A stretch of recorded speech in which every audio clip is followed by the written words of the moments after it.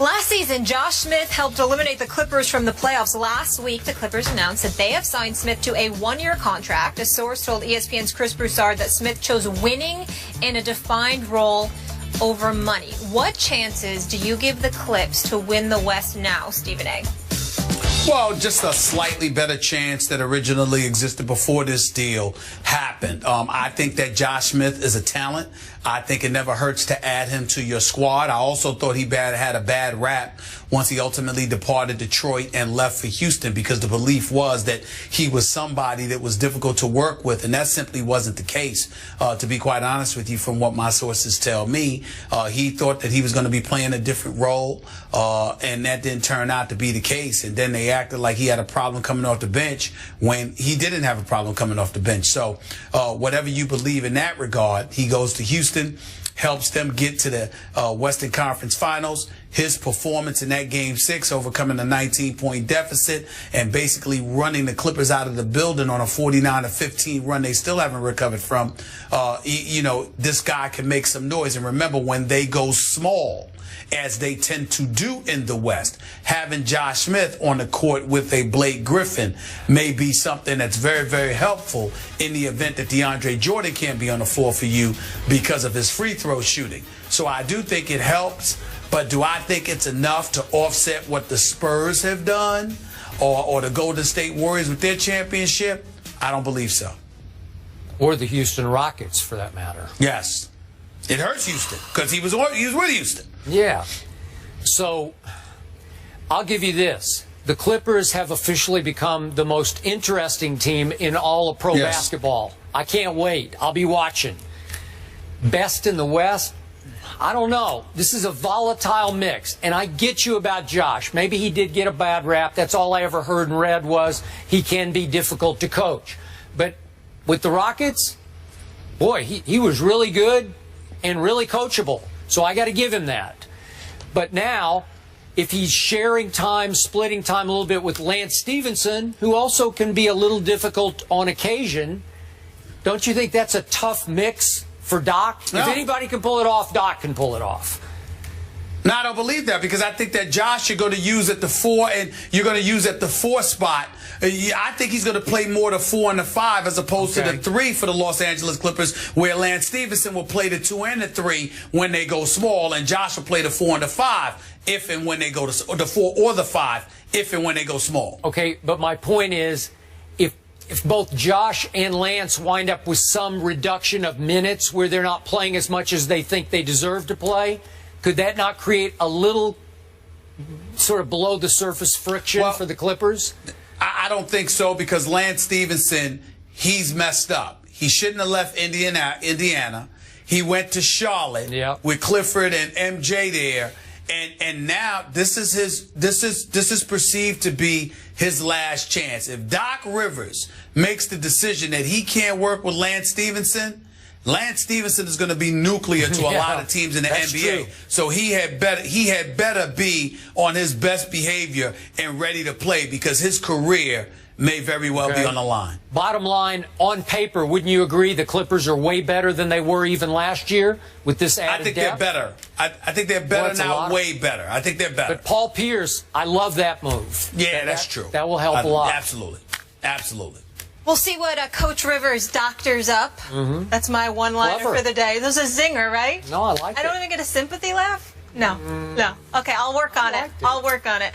Brett Favre, he got a warm welcome at Lambeau for his introduction into the Packers Hall of Fame. We'll get the guys' reaction to that ceremony when we come back. First Take is presented by Chase Sapphire Preferred, designed to reward you for being you. And in part by Golden Corral, the best buffet in the USA, now serving breakfast for lunch and dinner. And the Volkswagen Model Year-End Sales Event. He's officially a Packer forever. Outcast forever. On Saturday, more than 67,000 fans filed into Lambeau Field to give Brett Favre a standing O as he was inducted into the Packers Hall of Fame and his number was retired. It all comes full circle, folks, in Green Bay. Skip Bayless, what was your reaction to this? Molly, to close this show, I'm going to dare my partner, Stephen A. Smith, to say one nice thing about Brett Favre after ripping him for years on this show. I love Wranglers. He was a prima donna for his last 5 years in the NFL, damn it. I stand by that. However, he was deserving of being placed in the Packers Hall of Fame. 67,000 people showed up to cheer him on.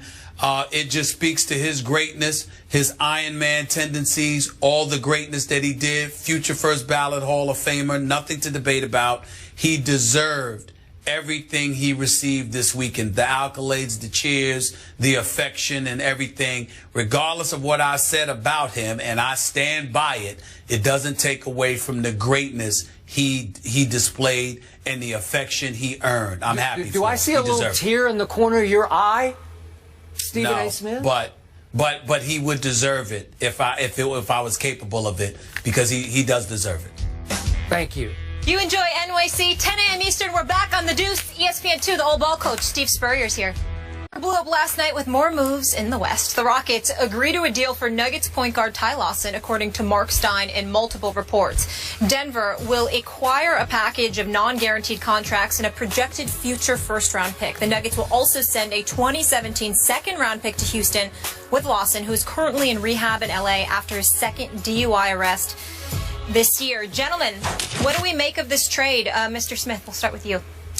Well, first of all, I think it's not a trade that I would have made at this moment in time, but it's strictly because of Lawson's issues with alcohol. 2 DUI charges, 2 DUI arrests rather in the last 6 months. That's cause for concern because, as Skip can speak to very intimately, alcoholism is a tough pill, and you just don't know how somebody's going to be able to overcome that, especially when you're 27 years of age. You're relatively young, obviously. You're in the NBA. You're making millions.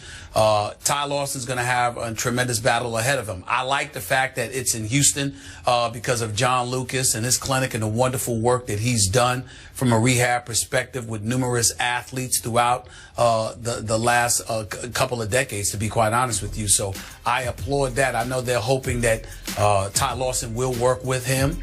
I believe he should, and if he does, I think that'll go a long way. From a basketball standpoint, he takes some of the ball handling pressure off of James Harden, who has to handle the ball entirely too much. It relegates Patrick Beverley back to the bench, which gives them a 1-2 punch at the point guard spot. We all know their weakest position was at the point guard position, and they were still in the Western Conference Finals last year. So I think this is a move that bodes very well from a basketball standpoint for the Houston Rockets, and Daryl Morey willing to do this move and trading 4 players along with a conditional lottery protected first round pick. Conditional first-round pick and the second-round pick as well later on. I definitely think that he's done a good job.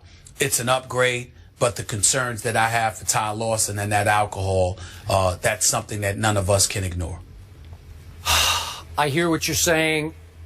I appreciate what you said about me, my personal history with that disease. That said, and there's a big if attached to this trade, obviously, but if Ty Lawson can regain control of that issue that just sent him to rehab, what a great pickup this is for the Rockets. Yeah. I'm going to look at it as a positive here, that he can and will regain control of his problem. And I like your point about John Lucas being in the city of Houston. And if he does, then Daryl Morey, Kevin McHale just stole him. He's a better player than a protected first and a second in 2016, and they threw in Prigioni and Papa Nicolau. Man, it's a steal for the Rockets, Stephen A., because it's just what the doctor ordered or Dr. Phil ordered. It's perfect for them because, as you say, now that 1-2 punch at point guard, you got an offensive point guard and a defensive point guard, is pretty stout. It takes them up another, not a big leap, but another level. Because, as you say, all of a sudden James Harden can start to play off the ball a little more freely, and with some confidence he can play off the ball. Because those two guys will be pretty good as a 1-2 punch. So I really like the pickup. Obviously, the big if is attached, and that's why they got this deal, because the market had fallen flat for him, obviously, off his DUIs. But if Ty Lawson is Ty Lawson, the former 18th overall pick in the draft, the guy who 2 years ago averaged almost 10 assists a game. Wow, what a sweet pickup for this team. And all of a sudden, the West that is the best in all of our opinions just keeps getting a little stronger and a little stronger. We're going to talk about the Clippers later. They had Josh Smith. Good thing, bad thing, we'll debate that. But still, their talent level is getting stronger. San Antonio, with Kyle Anderson now being the MVP of the Summer League, is just getting stronger by the second. So I really like this move for the Houston Rockets. So do I. So do I. A point of reference, I mean, when I brought up the alcohol and you said that you appreciated that, let's make sure our audience understands, for those who haven't heard you in the past. Yeah. When you talk about you never had any issues with alcohol. You were talking about family members. You want to talk about yourself. So Thank you. Because you said my issues with alcohol. I want to make sure everybody understands. History. No, you didn't have any talked issues. about it many times on the show. Yeah. And I just want to make sure they knew. I've never had any issues with alcohol because my family had so many issues with alcohol that actually was the best thing that ever happened to me. So thank you for saying that. I just wanted to make sure of that. Number two, Ty Lawson's going to help them pace-wise, too, because he pushes the ball up. He creates tempo. Not only that, he can get to the hole at will, and he can hit the occasional jump shot. He shot about 43% from the field. So I just think that this is a significant upgrade where he's concerned, and I think that's a huge, huge plus for Houston. Houston could very well be back in the Western Conference Finals if Ty Lawson, that is Ty Lawson, shows up. But we have to keep our eyes on James Harden. We have to keep our eyes on him because we know he's an MVP candidate. We know that in some people's eyes he deserved league MVP. He was absolutely sensational last year. We know what he can do on the basketball court. But we also know what he did in that closeout Game 6. It was an horrific performance.